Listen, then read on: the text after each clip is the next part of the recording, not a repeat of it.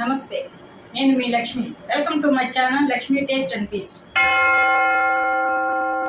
ఈరోజు నేను mango candle తయారు చేయబోతున్నాను. ఇంగ్రీడియంట్స్: మామిడికాయలు, పంచదార, ఇలాచీ పౌడర్. శుభ్రంగా ఈ చెక్క అంతా పీలర్ పెట్టి తీసుకోవాలి. పొడవాటి ముక్కలుగా కోసుకోవాలి.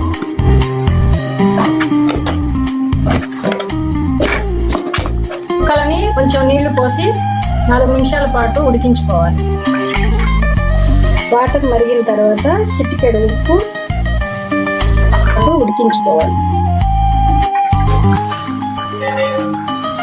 వాటర్ అన్ని వడకట్టుకొని ఈ ముక్కలు ఒక బౌల్లోకి తీసుకోవాలి. పంచదార, కొంచెం యాలకుల పొడి. దీనిని ఒక 3 గంటల పాటు మూత పెట్టి ఇలానే ఉంచుకోవాలి.